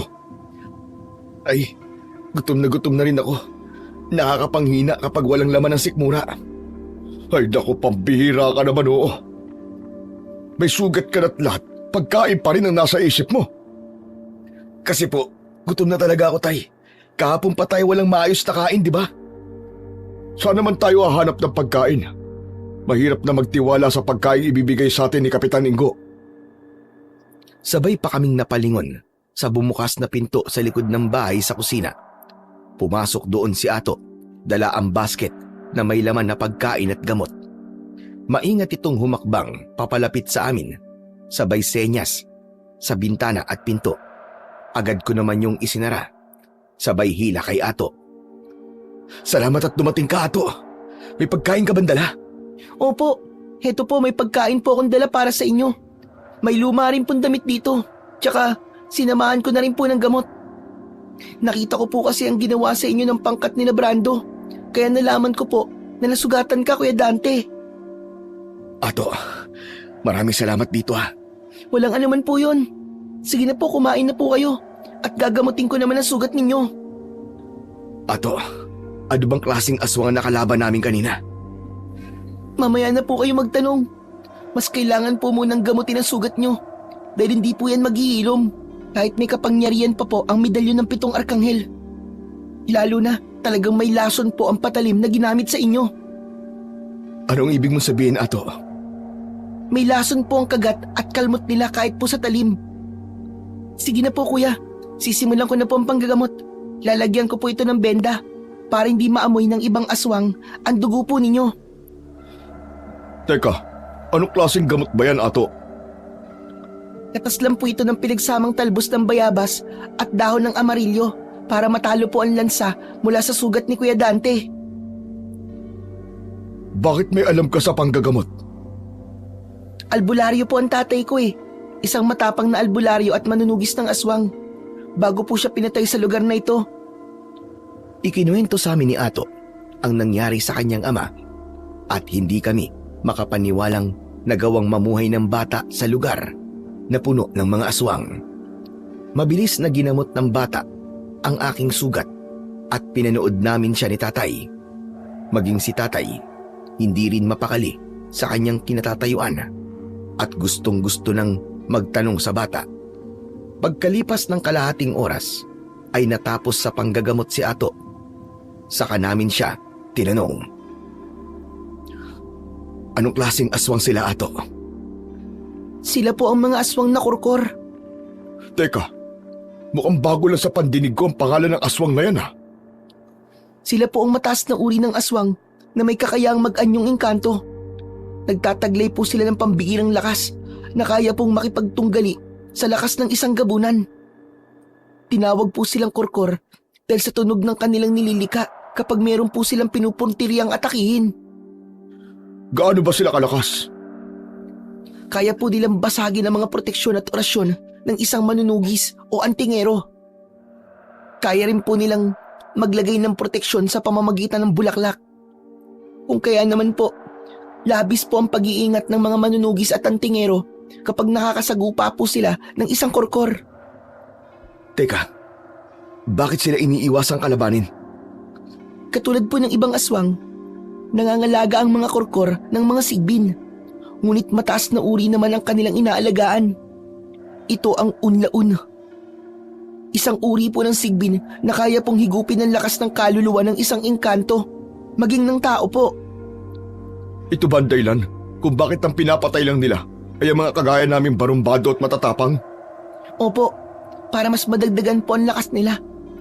Mabangis po ang mga kurkor. At mas brutal sila kung lumapastangan ng katawan ng kanilang mga biktima. Grupo-grupo po sila kapag umaatake po sila. Hindi sila palaging malakas. Ano ang kahinaan ng aswang na kurkor? Puno rin po ng gumamela, ngunit kulay puti po ang bulaklak. Teka, wala namang kaming nakikitang kulay puting bulaklak dito. Wala po talaga rito. Dahil nasa loob po yun ng bakuran ni Kapitan Ingo. Marahil nakita niyo po yun bago po kayo nakapasok dito. Hindi niyo lang po siguro maalala. Ibig sabihin, aswang din ang kapitan ng baryong ito? Opo, siya po ang pinuno at tagapangalaga ng proteksyon. Grabe, hindi ako makapaniwalang si Kapitan Ingo ang pinuno ng mga aswang. Hindi nga siya lumaban sa akin nung hinamon ko siya ng duelo. Patahi-tahimik lang po siya. Pero malupit po siya, maniwala po kayo. Marami na po siyang pinatay at lahat po ng kanyang mga nagiging biktima ay mga dayong tricycle driver na napapadpad lang po dito. Siya nga pala. Anong kailangan namin gawin sa gumamelang iniingatan ni Kapitan Ingo? Kailangan niyo pong putulin gamit ang palakol. Puputulin niyo po ang pinanggagalingan ng bangis ng mga aswang na kurkor. Sa mga natuklasan namin mula sa iyo, ibig sabihin marami na talaga silang nabiktima. Opo, lahat po ng nakakapasok na tricycle dito, nasisira po ang kanilang sasakyan. Kaya mapipilitan po silang pumasok dito. Yun, tsaka po sila pinapatay. Paano nangyari yun? Kapag hindi po kayo taga rito, kusang masisira po ang tricycle nyo. Kasama yun sa proteksyon ng mga kurkor. Yun po ang nangyari kay tatay bago po kami pumasok sa lugar na ito. Kung wala ka ng pamilya, Ato, isasama ka namin sa pag-alis namin dito ni tatay. Hindi namin nahahayaan na manatili ka sa ganitong klaseng lugar. Pero bago yun, uubusin muna namin ni tatay ang mga kurkor dito. Tama, putulin ang dapat na putulin. Ato, kailangan namin ng tulong mo. Nakahanda po akong tumulong sa inyo dahil kabisado ko po ang pasikot-sikot sa baryong to. Pero, hindi po basta-basta ang mga kalaban ninyo. Hindi rin kami basta-basta, Ato. Kapag malakas ang kalaban, kailangan ng tamang taktika. Unti-unti natin silang aatakihin para mabawasan ang kanilang puwersa. Sang-ayon ako sa sinabi mo, anak. Bago po yun, unahin niyo pong putulin ng kulay puting gumamela para po magkaroon ulit ng bisa ang inyong suot na medalyon. Tanging ang may suot lang ng medalyon ng 7 arkanghel ang makakalupig po sa kanila. At unang hakbang, sirain po ang proteksyon. Naiintindihan ko na. Masasamahan mo ba kami papunta ron? Opo. Maingat naming pinagplanuhan ang aming mga gagawin.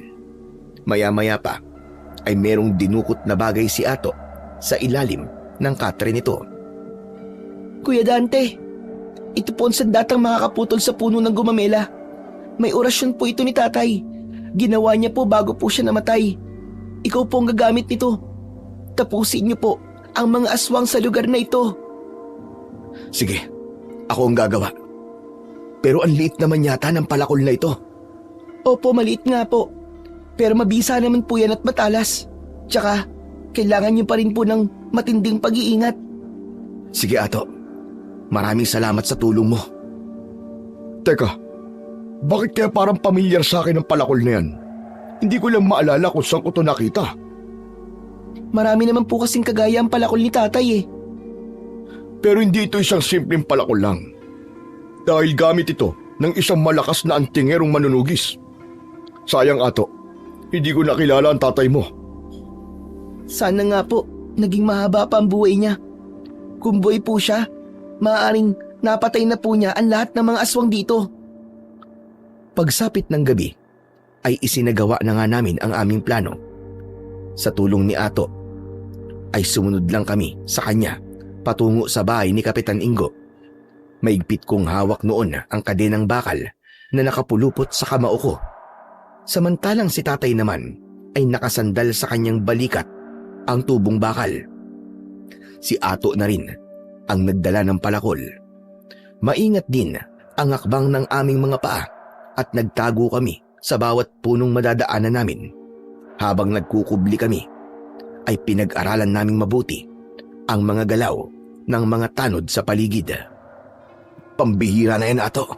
Talaga palang pinapabantayan ni Kapitan Ingo ang gumamela sa gitna ng kanyang bakuran. Opo, kaya kailangan po natin mag-ingat sa bawat kilos natin. Anak, uunahin natin putulin ang punong iniingatan nila. Opo, tay. Kapag naputol na po natin ang puno, manghihina po sila panigurado. Magagawa na po natin na pabagsakin po ang mga korkor. Tsaka lalakas na po ulit kayo dahil magkakabisa na po ang medalyon ninyo. Tay, Ato, iikot ako sa kabila. Tay, kayo na po ang bahala rito. Huwag niyo pong iiwan si Ato kahit anong mangyari. Sige anak, mag-iingat ka rin. Kuya, talasan mo lang ang pakiramdam mo. Umikot po kayo sa kabilang tarangkahan. Siguradong wala pong bantay doon. Ganun nga ang ginawa ko. At nakatulong talaga ang madilim na bahaging yon ng bakuran. Kaya tagumpay akong nakaikot sa kabilang pintuan. Ngunit natigilan ako dahil narinig ko ang boses ni Brando. Lolo, di na po ako makakapayag na mabigo pa kami sa kanila. Baka makatunog sila at tumakas. Mas lalo po tayo mahihirapan sa kanila. Kailangan ngayong gabi, tapusin na po natin ang mag-ama. Huwag kang masyadong mainip, Apo. May tamang oras para dyan.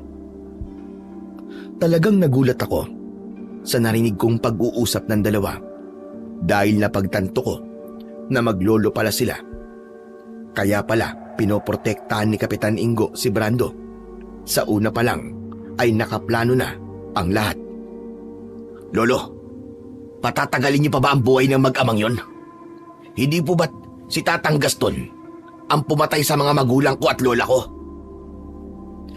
Kagaya ng sinabi ko, huwag tayong padalos-dalos ng desisyon. Kung madali nating napatay ang tatay ni Alex, ibahin mo ang dalawang yon. Nararamdaman ko na malakas sila. Kung ako lamang po masusunod, ngayon din, sasalakayin ko na sila sa bahay na yon. Huwag mong maliitin ang kakayahan ng kalaban mo. Hanggat suot nila ang medalyong 7 arkanghel, ay mapanganib pa rin sila. Maaaring maisa nila tayo. Kaya kailangan ng matinding pagbabantay sa ating iniingatang proteksyon. Pero Lo, hindi na po talaga ako makapaghintay. Kapag nakikita ko mag-amang yon, kumukulo talaga ang dugo ko. Doon ko rin nadiskubre na sila rin pala ang pumatay sa lolo Gaston ko at hindi yun alam ni tatay. Kaya naman, hinintay ko na umalis sila sa lugar na yon. Saka ako lumapit sa kinaroroonan ng puno ng gumamela na merong kulay puting bulaklak. Agad akong nagtago sa gilid nang makita kong may 2 bantay na aswang. Hinawakan ko sa tigkabila ang dulo ang kadenang bakal at maingat akong humakbang patungo sa nakatalikod na halimaw. Mabilis ko itong sinakal gamit ang kadena. Nang lumingon sa akin ang isa pa niyang kasama, ay agad ko siyang sinipa sa muka at bumagsak ito sa lupa. Naipulupot ko kagad sa kamay ko ang kadenang bakal at yun ang ginamit kong pansuntok sa kanyang muka. kaya hindi sila nakalika ng ingay. Doon ko naman sinenyasan sina Ato at Tatay para pumasok sila sa loob ng bakuran. Nang makalapit sila sa aking kinatatayuan, saglit kaming nagtago sa madilim na sulok ng bakod. Tay, nadiskubre ko po, maglolo sina Brando at Kapitan Ingo. At sila rin po ang pumatay kay Lolo Gaston, pati na po sa mga kapatid ninyo at pamilya nila. Mga hayop sila. Hindi ko sukat akalain na dito ko rin pala sila matatagpuan. Humanda sila sa akin. Papatayin ko silang lahat. Pagsisisihan nilang pinatay nila ang Tatay Gaston ko. Lolo Gaston? Gaston Mearis po ba? Oh, teka Ato, paano mo nalaman ang buong pangalan ng lolo ko? Lolo mo pala si Lolo Gaston? Oo Ato, anak niya ang tatay ko. Diyos ko, salamat dinig ng Panginoon ang panalangin ko. Bakit, Ato? Ano ba nangyayari sa'yo? Lolo ko po kasi si Lolo Gaston. Ako po ang anak ng bunso niyong kapatid na si Arnulfo. Bunso po ako. At sa lugar na to, pinatay ang pamilya ko. Ano? Totoo ba't sinasabi mo? Opo. Ako po ito, Chong. Sabi po ni Tatay, makikilala niyo raw po ako kapag nakita niyo ang palakol na to. Kayo raw po kasi ang nagbigay nito sa kanya nung maliit pa po kayo. Doon ko napagtanto na kaya pala pamilyar kay Tatay ang palakol ay dahil siya pala talaga ang may-ari nito. Halos hindi ako makapaniwala sa ipinagtapat ni Ato sa amin. Si Tatay ay hindi niya napigilan ang kanyang sarili. Maigpit niyang niyakap si Ato. Diyos ko, ang buong akala ko, naubos ang pamilya ni Arnulfo. May natira pa pala. Pinagtagpo tayo ng tadhana, Ato. Opo, Chong. Kayo nga po ang tadanang magliligtas sa akin dito. Bumaha ng luwa sa pagitan naming tatlo. Ngunit mas pinagtuunan muna namin ng pansin kung paano mapuputol ang iniingatang halaman ng mga aswang na kurkur. Manglalapit kami sa puno ng gumamela. Pinigilan ko si Tatay. Tay, parang nakakapagduda po ang katahimikan ng paligid ah. Para bang alam nilang may nagbabanta sa kanilang proteksyon? Kuya Dante, dalawa lang po talaga ang iniiwan nilang bantay sa puno dahil umaalis sila para maganap ng mabibiktima. Ang kailangan lang po natin gawin ngayon ay maunahan po sila. Tama si Ato, anak. Malakas ang kutob kung pupunta sila sa bahay natin. Hindi po sila titigil hanggat hindi po nila kayo napapatay. Kailangan bago po sila makarating sa bahay at malaman na wala tayo ron, naputol na po natin ang gumamelang yun. Tama si Ato, anak. Kaya kumilos ka na. Sige na, putulin mo na ang gumamela. Iniabot sa akin ni Tatay ang palakol na hawak ni Ato kanina. Ipinilupot ko muna sa bewang ko ang kadena. Saka ko nilapitan ang puno ng gumamela.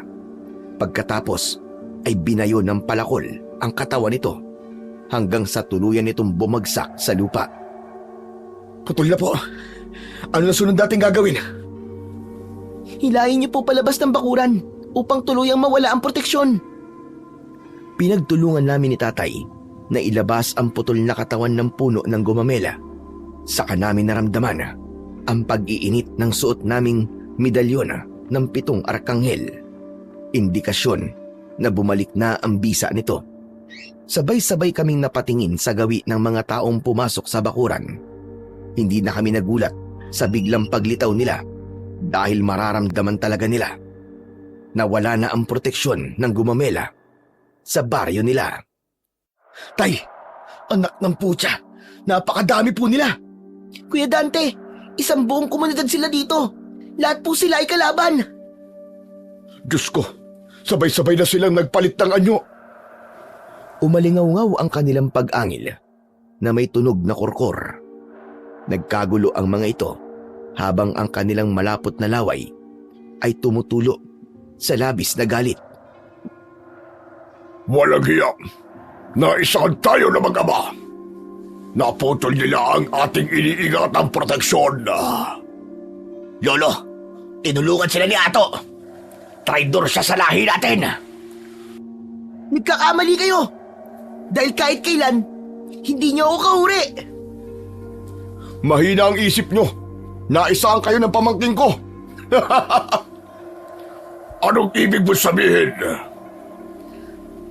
Ang simple lang naman ang sinabi ko. Pamangking ko si Ato. Hindi. Paano nangyari yun? Mga mahihina. Isang bata lang pala ang makakaisa sa inyo. Inutil kang kapitan. Ano pang hinihintay nyo? Sugod mga alagad ko! Patayin silang lahat! Tuluyan na nga kaming kinuyog ng mga aswang na korkor. Ngunit sa pagkakataon yun ay may angking lakas na kami, kaya nahirapan sila sa pag-atake sa amin. Lolo, masyado po sila malakas! Hindi ko sila kaya! Hindi natapos ni Brando ang kanyang sasabihin dahil napuluputan na ito ng aking kadena sa kanyang leeg. Ang init! Bakit ang init ng kadenang ito? Nasasaktan ako! Dahil sa medalyon ng 7 arkanghel, lahat ng sandatang hahawakan namin ni tatay ay kamatayan ang magiging epekto sa inyo. Brando, apo ko! Lumaban ka! Tao lang sila! Wala silang lakas laban sa atin! Nagkakamali ka, tanda! Dahil ang kagaya ko, ang papatay sa apo mo! Lolo, ang init! Napapaso ang leg ko! Tulungan mo ako! Hindi ko na hinintay na makalapit pa si Kapitan Ingo sa akin para tulungan si Brando. Buong lakas kong hinila ang kadena at tumalsik ang ulo nito sa ere at bumagsak sa lupa.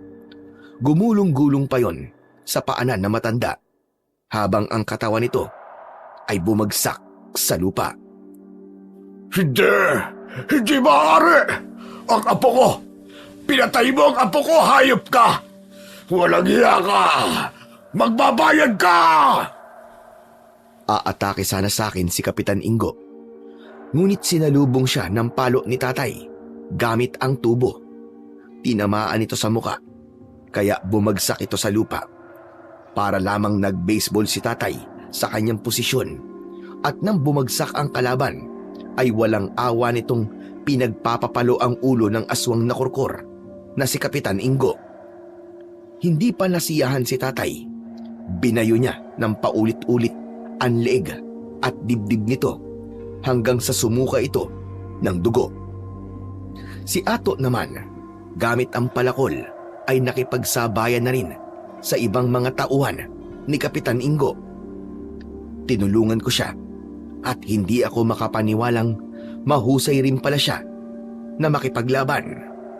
Pinatunayan niya na kapamilya namin siya mula sa lahi ng mga antingerong manunugis.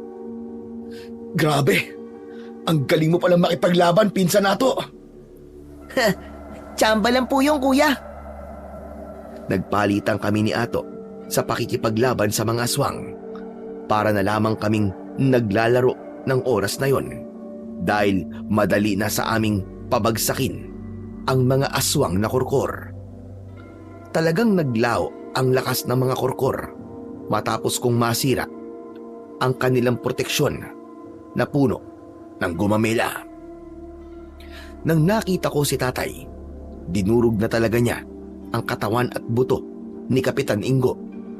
Kasunod ng paglipol namin sa mga aswang, pinutol namin ang lahat ng mga halamang naroroon.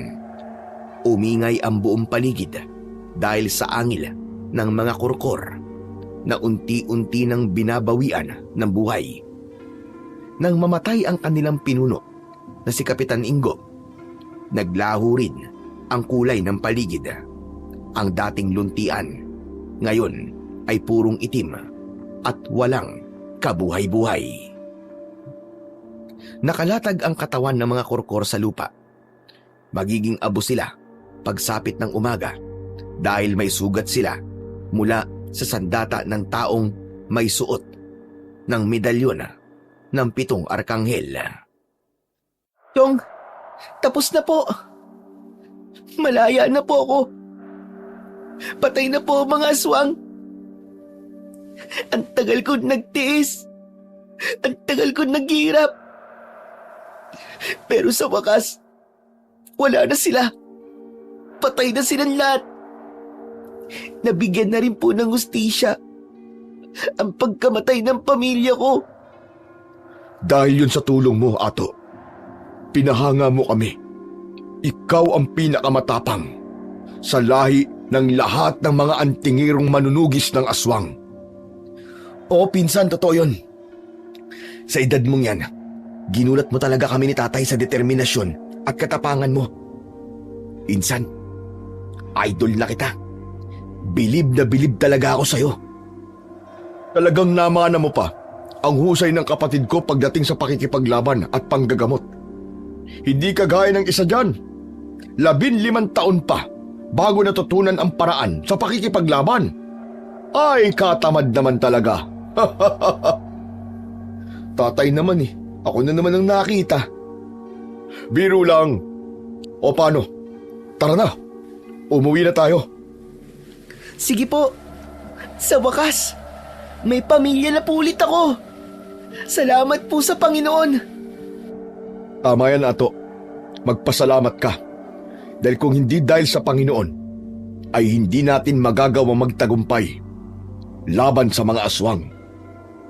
Hanggang ngayon ay hindi pa rin po ako makapaniwalang ligtas kaming nakalabas sa baryong yun ng mga aswang na kurkor. Akala namin noon ay katapusan na talaga namin sa lugar na yon.